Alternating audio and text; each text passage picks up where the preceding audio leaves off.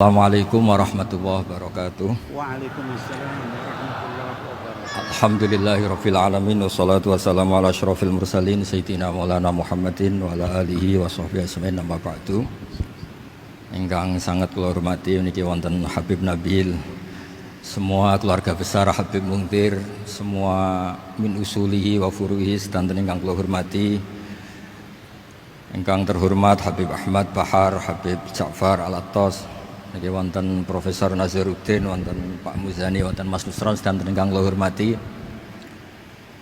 Yang spesial, saya ini punya dua permintaan. Satu, jangan diundang lagi. Dua, saya minta maaf kalau yang ingin ngundang mohon nggak usah diteruskan.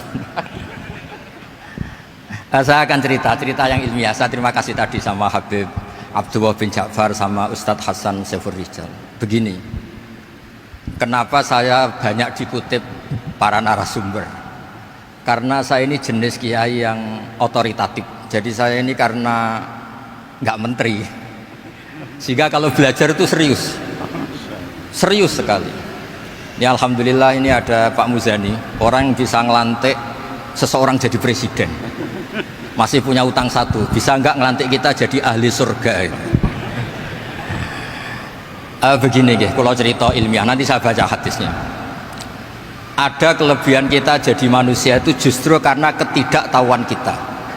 Kita tentu hingga detik ini tidak melihat surga langsung, tidak melihat neraka langsung, apalagi melihat Allah Subhanahu wa Ta'ala. Tapi selalu ada teori, dan ini dibenarkan oleh semua ulama karena ini nas itu mansus. Gini ku diantara kelebihan Rasulullah SAW adalah diutus kafatal linnas, untuk semua orang. Sehingga ada orang ditanya, dengan apa kamu tahu kalau Tuhan itu satu? Orang ini dengan enteng menjawab, innal isnaini, angka 2, 3, 4 dan seterusnya, nisbatu dzalika ilal wahid nisbatul far'i ilal asli. Jadi segampang itu nerangkan ayat qul huwallahu ahad, Allah itu satu. Karena angka itu 2, 3 sampai 1 miliar 1 triliun, nisbatu dzalika ilal wahid nisbatul far'i ilal asli. Semua itu asal usulnya satu. Begitu juga begitu gampangnya Syekh Nawawi Al-Bantani menerangkan kenapa bismillah itu dimulai ba. Huruf hijaiyah kan alif, tapi kalau bismillah dimulai dari satu ba. Ba itu ada titik satu. Anda gambar kambing, gambar apa saja, gambar Anda entah baik entah jelek, itu tetap dimulai satu titik. Nah, satu titik ini disebut nuqtatil wujud, asal usul wujud. Sebab itu kitab I'anatul Thalibin, tadi Habib Nabil cerita sanad-sanadnya Mbah Mun. Sebetulnya kalau boleh angkuh, yang berhak cerita itu saya, karena kitabnya milik saya. Tapi beliau tak kasih terus cerita, ya alhamdulillah. Ada penyambungnya gitu. Nanti tak kasih lagi beliau. Ya memang yang paling berhak beliau karena turunannya itu. Tapi kitabnya dari saya, jadi ya satu-satu. Kitab I'anatul Thalibin itu dikarang oleh ulama top, namanya Said Abi Bakar Sato.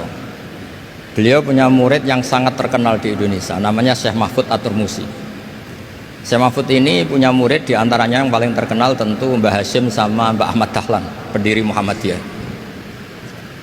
Jadi kemudian kitab I'anah ini populer sekali untuk menerangkan fikih-fikih di Indonesia.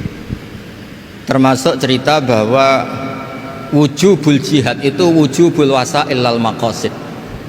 Jadi jihad itu wajib, itu wujubul wasail lal maqasid. Sama cari di sarahin. Sekiranya dakwah itu bisa tidak dengan jihad, dengan pengajian kayak Majelis Rasulullah, kayak Majelis Nurul Mustafa, kayak kiai-kiai kampung, itu sudah cukup karena sudah isolul maksud, orang sudah menjadi kenal Allah Subhanahu wa Ta'ala. Sebab itu ketika Sayyidina Ali diutus di beberapa peristiwa termasuk di Khaybar, Sayyidina Ali didhawuhi la ayyahdiyawu bika rajulan wahidan khairun laka min khumrin na'am. Ada satu saja yang Islam karena kamu itu lebih baik daripada kemenangan. Nah, kemudian ini supaya otoritatif menghormati masjid ini, Masjid Istiqlal, masjid yang luar biasa bersejarah. Saya baca keterbatasan kita, tapi ini menjadi kelebihan. Ini hadis di Shahihul Bukhari. Nanti sebagian materinya saya tinggal supaya ini tadi otoritatif tadi, supaya semuanya pakai sanad. Ini hadis dari Shahihul Bukhari, sehingga Anda tidak perlu tanya ini sahih apa enggak, karena ini di Shahihul Bukhari. Ikutnya nomor hadisnya itu 6408. Monggo kalau mau dihafal. Biasanya jenengan kan hanya hafal Arba'in Nawawiyah. Ini hadis ini nomor 6408. Ada keterbatasan yang akhirnya menjadi kelebihan kita, yaitu kita tidak tahu Allah Subhanahu wa taala. Suatu saat para malaikat ditanya, apakah mereka yang membaca tasbih di sini, misalnya di Istiqlal ini, ngerti saya? Kata Allah. Kata malaikat, tidak tahu. Fayaqulu hal ra'auni. Qal fayaqulu la wallah ma ra'auka. Qal fayaqulu kaifa la ra'auni. Yaquluna la ra'auka kanu ashadda laka ibadatan wa ashadda laka tamjidan wa aktsara laka tasbihan. Andaikan manusia itu ngerti engkau ya Allah, maka tasbih mereka ini akan lebih dari kita. Saya beri contoh, ini terutama untuk zuriat Rasulullah SAW. Nabi itu manusia, bashar, tapi lakal bashar. Nabi ketika muji Allah Subhanahu wa taala ini supaya kalau sholat jangan hayati. Misalnya pertama muji begini, lakal hamdu mil'us samawati wa mil'ul ardi. Kebanyakan di Jawa memang baca pakai rofaknya mil'u, tapi di beberapa sanad dibaca mil'a, itu urusan i'rab lah. Engkau itu saya puji seluas langit dan bumi, seluas langit dan bumi. Seluas langit dan bumi itu nggak keren, karena langit ini tetap maksurah, as-samawat ini apapun luasnya langit itu tetap terbatas. Bumi apapun luasnya juga terbatas. Apa yang diteruskan oleh Rasulullah SAW? Wa mil'u ma syi'ta min syai'im ba'du. Dan pujian saya ini ya Allah sesuai kehendakmu, sejumlah kehendakmu, karena ini yang tidak terbatas. Begitu juga ketika Nabi dengan keterbatasan sebagai manusia, bukan sebagai Habibullah, atas nama manusia. Nabi itu punya dua sisi, kadang sebagai bashar, kadang sebagai Habibullah. Dan sama-sama penting untuk mengawal Islam ini. Saya ulang lagi, sama-sama penting untuk mengawal Islam ini. Ketika Nabi sebagai bashar ngendikan begini, la nuhsi Allahumma lakal hamdu hamda yuwafi ni'amaka, misalnya pakai mukhatab, wa yukafi umazidak. Saya memuji engkau ya Allah dengan pujian yang sesuai jumlah nikmatmu, wa yukafi umazidak, dan bisa berserasian dengan tambahan-tambahan nikmatmu. Tapi apapun luasnya nikmat itu terbatas, sehingga Nabi nambahi, la ukhsi thana'an alita anta kama atneta ala nafsik. Saya muji ini tidak terhitung, sama sejumlah pujian yang engkau lakukan. La ukhsi atau la nukhsi thana'an alika anta kama atneta ala nafsik. Sehingga ini kreasi-kreasi Bani Adam yang malaikat itu tidak bisa. Saya ulang lagi, ini kreasi-kreasi Bani Adam yang bakat malaikat itu tidak bisa. Ini saya baca di kitab Fathul Bari, ini sarahnya kitab Bukhari. Kata Imam, ini saya ulang lagi, ini kata Imam Ibnu Hajar al-Asqalani, pensarah terbaik Bukhari. Jadi Sahihul Bukhari itu punya sarah paling terkenal namanya Fathul Bari. Itu gurunya Syekh Zakaria Al-Ansari. Syekh Zakaria itu dikenal sebagai Syekhul Islam.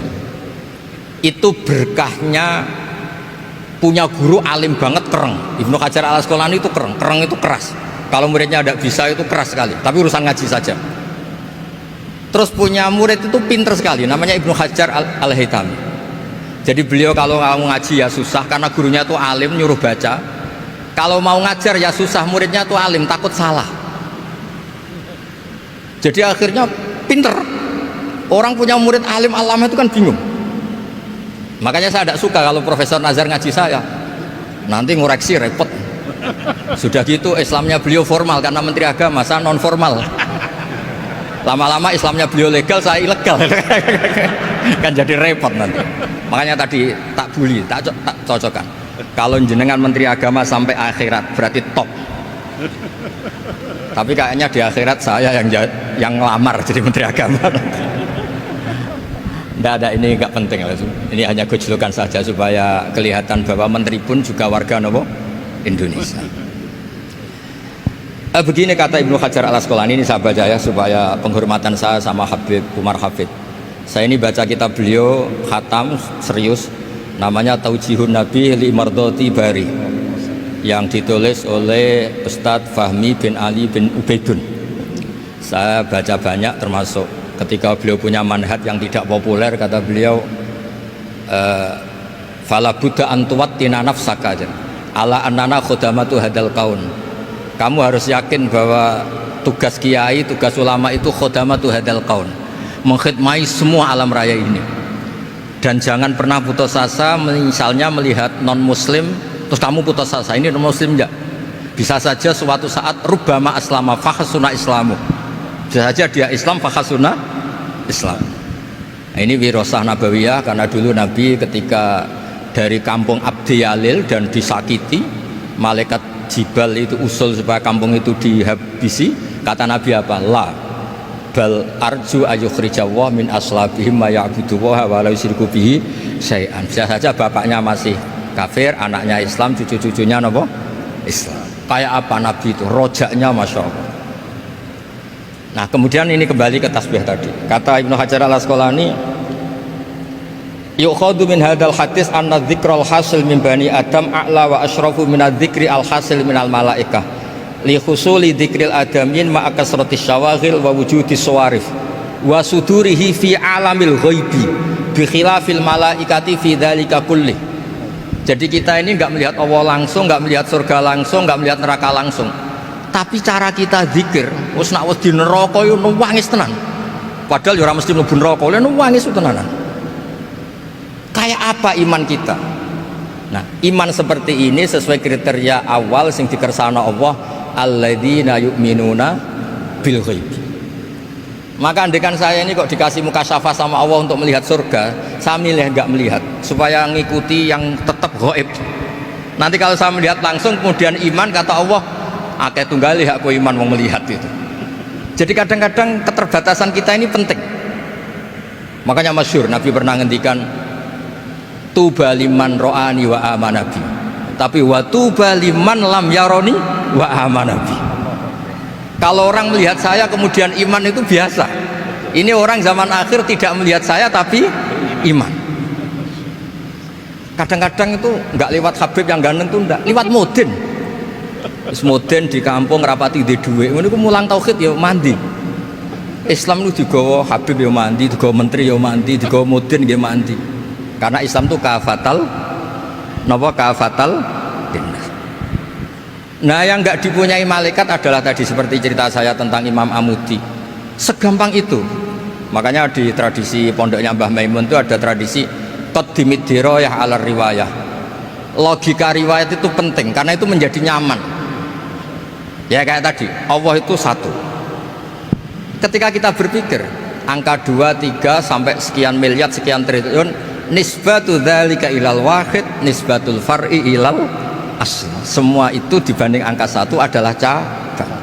Gambar kayak apa ruwetnya, dinisbatkan asal usulnya mesti satu nuktoh, yaitu satu titik. Nah satu titik ini kata pengarang Ianatul Thalibin, bi kana makana wa bi yakunu mayakun. Nah kemudian terakhir ini nggak boleh lama-lama. Kalau lama-lama nanti sampean pinternya nyanyi saya, jadi itu sudah itu. Tapi nggak apa-apa lah. Saya ini termasuk kiai yang sudah diundang. Ini termasuk Pak MPR, nggak boleh ngundang saya. Pak Nusron apalagi nggak boleh. Itu kalau di kampung sama saya hormat, kalau di sini kok kayak menteri gitu. Menteri betul tapi. Lawang gurunya dia itu teman saya gitu. Jadi tanya ini kalau nggak percaya. Makanya kalau sama saya beliau cium tangan, saya sebetulnya ya nggak siap dicium tangan menteri, itu nggak siap. Apalagi dihormati Pak Nazar, nggak siap. Nanti dikira minta haji malah repot. repot. Saya ini tadi bisik-bisik itu urusan ilmu tasawuf, ya ada urusannya dengan haji. Nah, cocokan. Kenapa beliau suka ilmu tasawuf? Saya kan sering lihat beliau ceramah di TV. Katanya obat Gus, obat. Orang kalau belajar tasawuf kan kepenak itu. Kayak wis ahli swarga kan kepenak di tasawuf itu kan memang. Sekarang saya cerita tentang ini karena bidang yang saya tekuni. Ada kitab tentang Ulumul Quran, namanya Al-Mufradat fi Gharibil Quran, dikarang oleh Ar-Raghib Al-Asfihani. Ini kitab luar biasa. Di situ hanya cerita lafat-lafat per kata. Saya tadi sebelum kesini ngajar dulu di pondoknya Beki, Baitul Qurannya Pak Kures, karena memang saya termasuk pengajar di sana. Artinya kalau saya sering ke situ, jangan iri, memang saya termasuk pengajar di sana. Termasuk pengajar yang keren maksudnya. Keren itu artinya pakai referensi, bukan asal. Begini kata kitab itu. Rasulullah SAW itu kan punya nama Muhammad, orang yang banyak sikapnya atau semua sikapnya terpuji. Termasuk ketika sebagai manusia, sama kita termasuk ketika sebagai apa? Manusia. Sebagai manusia aja Nabi gak pernah salah. Begini kata kitab itu. Nabi-nabi yang keren-keren itu, sama lihat di Ahadits Syafa'ah, itu masih egois. Ketika ada haulul mauqif, ada prahara mauqif, itu semua Nabi bilang nafsi, nafsi, nafsi, nafsi. Ketika dimintai syafaat bilang nafsi, nafsi. Tapi Rasulullah SAW itu beliau ngendikan ummati, ummati. Dan beliau ketika dimintai syafaat, kata beliau, sudah, analah, saya bisa memberi syafaat. Kata beliau, fa'akhirru lillahi ta'ala sajidan fayaqulu li ya Muhammad irfa' ra'sak wasal tu'tah wasfa'tu syaffa'. Kayak apa hebatnya Rasulullah SAW? Umumnya para nabi melihat akhirat itu sudah akhir dari semua amal. Itu menurut Nabi Muhammad gak keren. Allah itu gak bisa didikte akhirat. Allah itu Tuhan, tetap yaf'alu ma yas. Jadi gak bisa misalnya sudah akhirat orang nyuwun sewu terus tanya, ya Rasulullah ini sudah akhirat kok jenengan sujud bareng ini gimana? Ini sudah nggak darul amal tapi ini darul jaza. Tidak bisa. Akhirat nggak bisa dibatasi. Karena akhirat nggak bisa membatasi Allah, Nabi tetap dengan rileksnya minta sama Allah.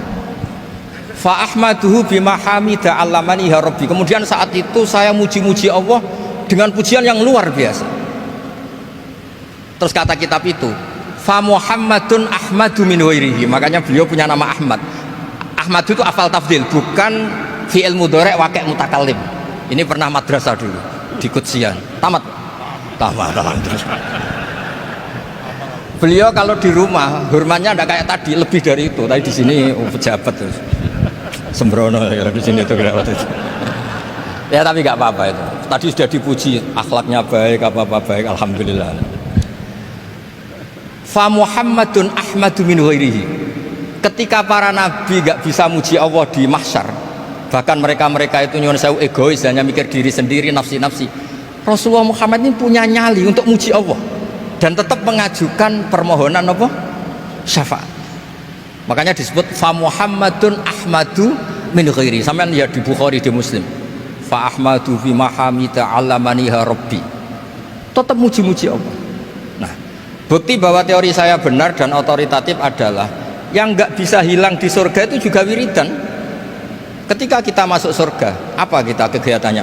Da'wahum fiha subhanakallahumma wa tahiyyatuhum fiha salam wa akhiru da'wahum alhamdulillahi rabbil alamin. Nah, kemudian ini juga yang terus kemudian dinyatakan al-baqiyatus sholihat. Ini kalimat-kalimat yang abadi. Karena apa? Di dunia ya kita bilang subhanallah alhamdulillah, di akhirat dia bilang subhanallah. Kayak apa kerennya kita sebagai Bani Adam. Nah makanya disebut alladzina yu'minuna bil ghaibi. Wong tidak melihat Allah, tidak melihat surga, tidak melihat neraka, tapi iman kita ini kayak iman sing musyahadah. Iman sing hakul yakin, ainul yakin. Kenapa demikian? Ya karena tadi kita diajari terus menerus oleh Rasulullah SAW. Yang terakhir saya cerita mukjizat. Ini juga terkait dengan betapa mudahnya hadaddin ini di logika, dicerna. Kata Rasulullah SAW, sabda Nabi di hadis, salang lagi ini hadis sahih di bab awal Fadailul Quran di Sahihul Bukhari. Dicek kalau nggak percaya dicek. Ma minal anbiya'i nabiyyun illa u'tiya minal ayati ma misluhu amana alaihil bashar. Wa innama kana alladzi utitu wahyan auhahu wa ilayya fa arju an akuna aktsarahum tabi'an yaumal qiyamah. Enggak ada nabi kemudian kecuali dikasih wahyu, dikasih mukjizat. Dan mukjizat ini dahsyat sehingga orang itu dipaksa iman. Kayak Nabi Soleh, ada unta besar keluar dari batu. Nabi Musa punya tongkat dipukulkan ke Laut Merah langsung menyibak jadi daratan. Tapi kata Nabi Muhammad SAW, kata, saya itu tidak punya mukjizat kayak itu, juga gak ingin. Saya ini dikasih mukjizat Al-Quran, dan saya berharap karena mukjizat Quran ini adalah terus kemudian umatku menjadi yang terbanyak ila yaumil qiyamah. Sekarang kita berlogika, ini kata kitab Fathul Bari lagi, kita berlogika, a'jaza yu'jizu i'jazan, sesuatu yang menjadikan orang lain gak mampu disebut i'jaz. Kemudian karena ayat menjadi mukjizat, sesuatu yang kita sepakat tidak mampu. Nah kalau itu masalahnya, tongkat dipukulkan laut kemudian menjadi kering, kita mampu enggak? Enggak kan? Tapi pertanyaannya, Anda bikin nyamuk mampu enggak? Enggak kan? Anda bikin sapi, bikin unta mampu enggak? Enggak kan?